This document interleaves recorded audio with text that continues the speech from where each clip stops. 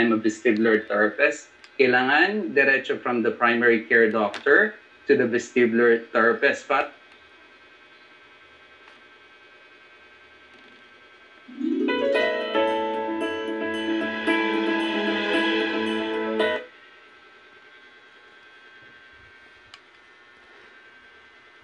Hello.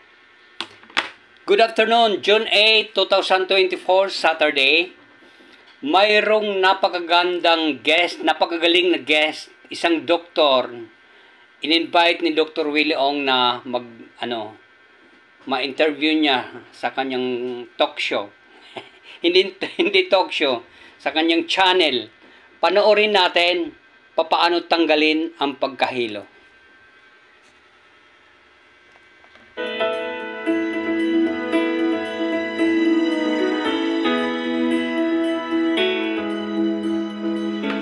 Magandang araw po, Doc Willie, Doc Lisa. Swerte tayo ngayon. Meron tayong napakagaling na guest. Vestibular Rehab Specialist sa Hilo. Si Dr. June Reyes. Salamat sa introduction niya. So, maraming problema tong kababayan natin. Papanood ko yung mga videos mo. Pero ang nagugustuhan ko, itong specialty mo na vestibular rehab therapist. Ano ba tong sakit natin? Madaming dahilan kung bakit tayo nahihilo. So, pag sinabing vestibular therapy, ito yung mga treatment na binibigay ko sa mga pasyente ko. So, it can be, pag sinabing nahihilo, it can be a chronic dizziness or it could be acute vertigo or acute dizziness. Ibig sabihin nito, it could be benign paroxysmal positional vertigo, yung mga room spinning. Malalaman mo pa lang yung diagnosis ng pasyente, depende sa itatanong ng mga doctors. Like, gaano katagal ang pagkahilo? Paano ka ba nahihilo? Pagka humihiga ka ba? Nahihilo ka ba pagka nahihiga? So yung mga chronic dizziness naman, yun yung mga nagkaroon ng vestibular neuritis or labyrinthitis, yung mga may inner ear infection. At pwede rin yung mga metabolic condition like hypoglycemia, yung may mga low blood pressure or hypertension. So napakadaming dahilan kung bakit tayo nahihilo. Kaya importante na magpatingin sa mga vestibular specialists. Like I'm a vestibular therapist. Kailangan diretso from the primary care doctor to the vestibular therapist para makakatipid tayo ng fee. Nababawasan ang pagkakagastos yon. Alam ko naman lagi pinapaliwanag ni Dr. June, siyempre, di ba? Naririnig ko sa videos mo. Ganun din lagi ko sinasabi, pag nahihilo, check muna sa neurologist. Ano ba? Stroke ba? Malamang, di naman. High blood, low blood ba? Mataas blood sugar, mababa blood sugar, may ibang problema ba sa mata? Pero, pag na-rule out natin yon, karamihan nahihilo, nakikita ko, edad 40, 50 years old. And based on my experience, pag 40, 50s ko, medyo lula na lagi. Tapos pagka tutungo, mas hilo na ako. Tapos meron ng tinnitus. Minsan mahinang ugong, minsan malakas, minsan mahina. Nagpa-check na rin ako sa ENT. So, I think karamihan is galing sa ear. Kaya nakakatulong itong mga exercises mo na ginagawa. Yes, pagka sinabing vestibular neuritis, it could be nagkaroon tayo ng inner ear infection back then. So, ang nangyayari, mahina yung right ear or left ear. Ang ating vestibular system, responsible yan sa mga head movements, equilibrium, yung sense ng movements ng head natin. So, pagka may problema tayo sa right ear or left ear, kunyari, weak yung right ear natin and left ear is normal, nagkakaroon ng asymmetry of firing, hindi balanse, hindi pantay ang signals na napupunta sa ating brain. So, nagkakaroon ng confusion of signals. For example, ang pasyente tumingin sa right. Ang brain natin, ang sinisignal, looking to the left. So, there's a confusion of signals, kaya tayo nahihilo. So, nagkakaroon tayo ng mga chronic dizziness, secondary to vestibular hypofunction. Ibig sabihin, mahina ang pwedeng yung right or pwede yung left. Kaya importante, nagpapatingin sa specialist. So mamaya ituturo ko sa inyo yung mga exercises na pwedeng gamitin sa mga laging nahihilo, yung mga chronic dizziness. Yung mga specific exercise. Yes, gagawin natin lahat yung exercise kasi ginagawa ko lahat yan. Pero bago tayo pumunta doon sa exercise, Dr. June, malalaman mo ba kung ano yung may hilo na certain position lang na parang left looking down o right. Merong gano'n eh. Tapos split second lang, kung medyo mas puyat. Pero pag ginagawa ko yung mga exercises mo, mas nakakaya, mas nasasanay na ako doon. Yung mga nahihilo, yung mga quick head turns, looking down, bending over, isa yan sa symptoms ng vestibular dysfunction. Kaya i-check natin, is it a benign paroxysmal positional vertigo or a crystals that displays in one of the canals? Kasi may mga crystals tayo. Kaya i-double check natin. Yan tinatawag na benign paroxysmal positional vertigo. Yan yung mga crystals kasi we have canals in our ears. So usually napupunta yan sa posterior canal. So may ginagawa tayong testing o test na tinatawag na Dix-Hallpike testing. So this UD Epley's maneuver. I can also show yung Brandarov exercise kung mamaya pwede natin ipakita. Oo. Bali, Dr. Jun, syempre yung mga kababayan natin, yung iba, walang pera magkonsulta eh. Diba? Tsaka sa tingin ko, hindi lahat ng specialist alam yung tinuturo mo eh. Kasi marami na ako napuntahang doktor for this eh. So, baka pwede yung on a general term na safe naman lahat ito, wala naman masama kung gagawin. Pwede ko na turn over sa iyo. Paano ba tong session natin na makikisabay na rin ako ngayon? Yes. Doc, tama yung sinabi nyo. Diyan sa Pilipinas, wala masyado. Merong mga nag-i-specialist ng vestibular dysfunction or vestibular therapy. Tama yan. Kasi alam nyo, pag minsan nagpapatingin ng mga kababayan natin, lalo na yung walang budget, minsan pupunta sila sa primary care doctor nila and then they're gonna send them to, or they're gonna refer them sa mga specialists like ENT doctor. So yung ENT doctor magpapa-prescribe ng MRI of the brain, napakamahal yun. CAT scan, other tests. Kung ang sakit lang naman is benign paroxysmal positional vertigo, it's a self-limiting condition. So napakadaling i-treat yan. So, ito naman mga exercises na ipapakita ko sa inyo. Ito yung laging nahihilo. Yung may mga chronic dizziness. Ito yung pwede niyong gawin in general. No? Lagi kayong kung nahihilo kayo o lagi kayong parang nalulula o parang may lightheadedness kayo, napaka-effective po ito. So, para sa inyo itong exercises na ito. So, number 1, Doc, ito, gagawin niyo ito. Kung kayo nahihilo, mag-start tayo ng mga active range. Umpisa natin ng mga posture muna tayo. Upright position, ganyan. So, mag-umpisa tayo, mag-warm up tayo ng exercise. Open natin yan. Relax natin yung mga muscles dito. Okay, so, warm up, mga 10 repetitions lang yan. Okay, so once na warm up na tayo, upright position, mag-start tayo ng mga active range of motion. So, umpisa kasi, ang vestibular rehab is through habituation and adaptation exercise. Ay, ibig sabihin nito, kailangan ma-provoke natin ang dizziness. So, itunuturo natin sa mga pasyente, it's okay to get dizzy pagka ginagawa ito. Kasi kailangan ito ng mga pasyente ma-trigger yung dizziness para mag-improve ang kanilang condition. Alright, so kung nahihilo tayo, look, quick head turns, doing this. Continue doing this for 10 repetitions. Yan. So, head turns left and right, 10 repetitions. Yan. And then you can do up and down, 10 repetitions. Yan. So, ngayon, i-close natin yung mga mata. Okay, close your eyes, and then you turn 10 repetitions. Yan. Again, adaptation exercise or habituation exercise. So we're gonna do this 10 repetitions. After doing 10 repetitions, you're gonna do up and down with your eyes closed naman, then 10 repetitions. Yan. Easy yung exercise natin. Up and down 10 repetitions. Okay. Good exercise. Number 2 exercise, this is what we call vestibular ocular reflex or VOR1. So ang kailangan nyo lang yung thumb, no? Or you can use a business card or any ball pen, pero thumb, okay yan. Mga ganyan. Yan, tama. So, ang gagawin nyo, nakafocus kayo sa target, and then you're gonna do 30 to 45 degrees range of motion. Huwag yung sobra. Kasi sasakit yung neck nyo. So you're gonna do 30 seconds to a minute. So ang purpose nito, you're increasing the signals that goes to the brain hanggang sa masanay ang brain, and sasabihin ng brain, oh, I've been doing this over and over again, I'm not gonna get dizzy. That's the purpose of vestibular rehabilitation therapy. Habituation and adaptation exercise. You can start slow. Pagka masyadong nakakahilo, start slow, mabagal lang. Hanggang sa mabilis nyo nang gawin. Hanggang sa mag-improve kayo. Ayan.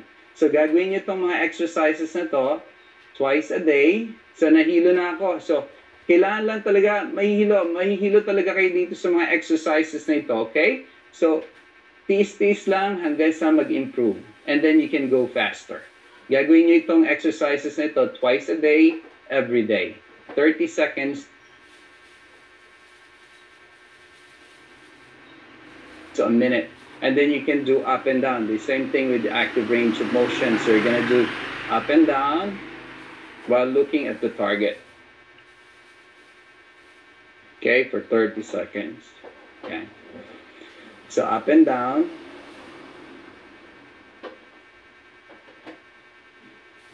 For 30 seconds to a minute. Yan.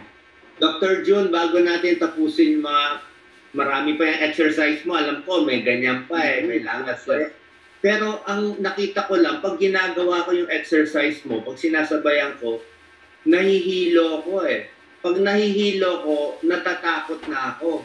Pag natakot na ako, baka hindi na nila gawin.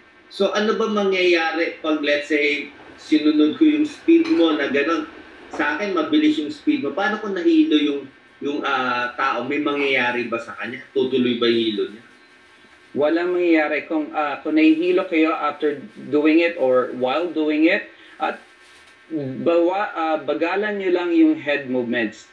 Kung kaya nyo lang na mabagal, na very slow, like this, like that, kung ito lang ang kaya nyo, okay lang.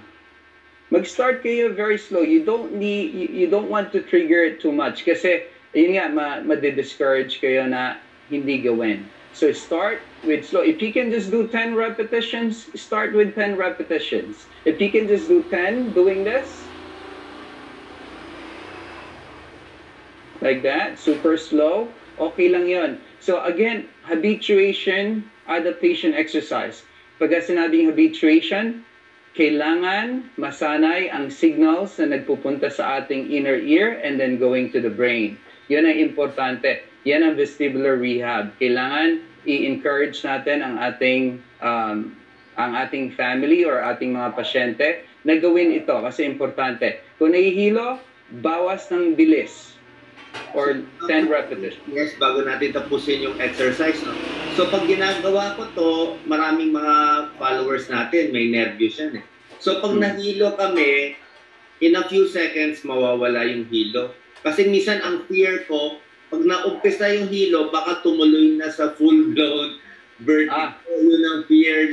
Lagi yun ang fear. Pag nagka-vertigo ka, baka ma-full-blown. Yes. So tsaka, tinapos ko tong isang course mo, afterwards, parang pagod na pagod yung brain. Parang merong pagod o mabigat o parang may certain feeling na naalog yung Quizziness. Yeah. So, yun nga, kailangan talaga mag-umpisa tayo. Ito yung mga exercises na kailangan based on evidence. Wala naman dito sa mga pasyente ko dito sa Reyes Physical Therapy, wala naman na nag-full-blown vertigo. Usually, pag nagkakaroon ng full-blown vertigo, nagkakaroon na tayo ng anxiety attack. So, yung ganon, kailangan start very slow. So kung nakikita nyo, nahihilo na kayo, you do breathing exercise, relax, yon. So yan kung wag nyo isipin na mag-full blown. Kasi ang mga full blown vertigo, yan yung may mga, yung mga severe type of vertigo. It could be a Meniere's condition, it could be an acute vestibular neuritis. So hindi pa naman yan nangyayari yung sobrang pagkahilo. If you do this exercise, based on my experience, huwag kayong matakot, you're gonna get better.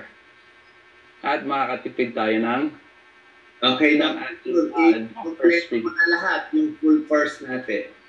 Okay, so after ng mga VOR exercise, we're gonna do a VOR cancellation. Ibig sabihin nito, ipa-follow nyo lang yung target. Okay? So ganyan, ipa-follow nyo lang. Okay, this is your exercises. Okay? So VOR cancellation, so you're moving your head and your eyes together, going this way. All right, so 10 repetitions, and then going up and down.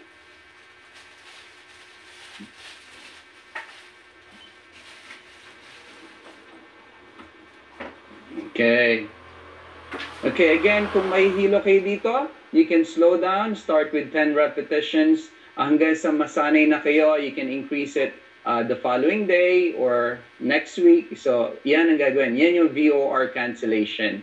So, another one, you can do circular motion. Yan, circular motion. Follow niya ako. Okay? So, circular motion. You're gonna follow the target. Small movements first. Just like that. Okay, hanggang sa lumaki ang inyong target. Hanggang sa lumaki. Yan. Yan. And then opposite. And that's it. Those are the basic exercises na pwede niyong gawin. If you have dizziness, napaka-effective siya. You can do this. Tandaan, lagi pagka dahan-dahan lang. Start slow hanggang sa maging effective na yung ating mga exercises. Ito, Dr. June, naka-sitting position, right? Yun ang gusto natin. Pero parang may nabasa din akong VOR na nakatayo, naglalakad, nakaganon, di ba? Yes, yes. Meron pa naglalakad, nakapikit, di ba? Yes, yeah. Yeah. Yan yung mga progression ng ating treatment. So you start with the basic. Now you don't want to do this too fast. Huwag masyadong mabilis. So you can start with standing. Like, do you want me to show it? Yes, please. Okay. So standing exercise, so you can do yung Romberg's position just like this. Eyes open, eyes closed. Make sure nasa corner kayo just in case you lose your control. Para hindi kayo matumba. Make sure nasa corner kayo or close to the wall. Like, yeah. And then put your arms across the chest with your eyes closed or eyes open first, 30 seconds. And then you start yung head movements. So, yan, 10 repetitions. Kagaya nung umpisa natin last time. Yan. Kung kaya nyo mabagal, ganyan. Yan. Minsan pagka sobrang lala ng dizziness, nagsusway tayo. So, start slow. Yan. And then up and down, up and down. Yung progression naman is with your eyes closed. Alright? So, eyes open, eyes closed. Ito naman 30 seconds yung gagawin ito. And then, after 30 seconds, you can combine it with head movements. Just like this. Ito, nagtuturn ako ng head, side to side. 10 repetitions, and then up and down. Just like this. Yan. Tapos, another progression naman, Doc. Another progression sa mga nanonood, pwede niyong gawin yung VOR. So you're gonna do head turns with your feet together, and then you're doing head movements for 30 seconds to a minute, and then up and down. Another one is marching in place with your eyes closed, just like this. So with your eyes closed, marching in place. Hanggang sa you can turn your head side to side while you're marching. While you're marching. So that's a very difficult exercise, Doc. So yan yung mga progression. So you can't do this fast. So mag-start tayo ng sitting position, and then you can do walking with head turns, just like that, walking backwards, and then looking up, looking down while you're walking. So you can do side steps, and then you can do activities, range of motion with your eyes open and eyes closed. So ang idea ng mga movements yan, you're walking, you're doing head turns, you're doing arm movements, kinakopy natin yung mga daily activities. Mm-hmm. So you do what triggers your dizziness.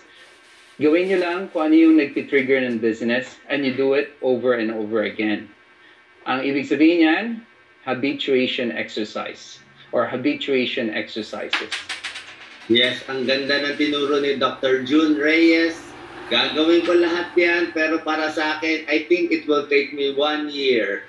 Sa mga followers ko, siguro 1 year. Kasi yung mga dulo, yung standing, parang matutumba ka na talaga. Yes. Matutumba na talaga. Oh. Saka pa rin ang problema ko, yung sa paghihilamos. Pag naghihilamos, nakapikit ka, nakakahilo. Kasi di ba, nakaganon eh.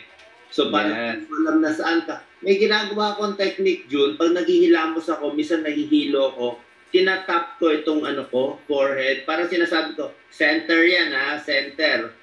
Yes. Minsan na hindi ko na alam sana center. Kung right or kung nakapikit ako ito center, tandaan mo. Front, leg. So yun din, mahirap din yun, yung mga hilamos. Yes, yeah.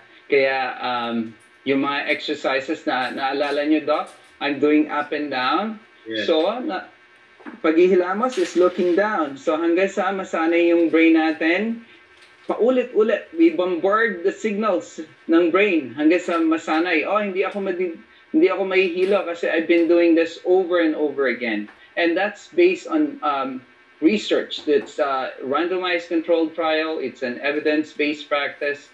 Yan po, very effective para sa ating mga kababayan. Last question na lang, Dr. June, sa hilo. Kailan sila iinom ng mga CERP, beta-histine? Kailan iinom ng mga anti-allergy? May role ba yung maintenance ng mga beta-histine? To be honest with you, Doctor, yung mga meclizine, beta-histamine, okay po yung inumin. Pero if you're doing vestibular rehab, we encourage na huwag mo nang uminom ng gamot. Let your brain adapt to the exercise and habituation exercises. Tapos kung talagang sobrang hilo, you can ask your doctor, maybe you can get meclizine or Antivert, yung mga dizziness medication. Okay, napakaganda yan ha. So ang tip natin ha, dahan-dahan lang. Yun muna ang goal ko, pero yung lakad. Saka pinipili ko kung kailan malakas yung katawan ko, doon ko ginagawa, mas marami. Kung medyo puyat ako, mas hilo. So, Okay, mayroon na tayo natutunan kay Dr. June Reyes, interviewed by our favorite doctor sa cardiology at saka being an internist. Panoorin po ninyo. Salamat sa salamat sa panonood at panoorin nyo ulit kung kailangan. Have a nice day. Take charge. Bye-bye. And don't forget to subscribe if you like the video and share it, lalo na yung mga mahal natin sa buhay o kaibigan na mga mahihiluhin. That's all for today. Take charge. Bye-bye.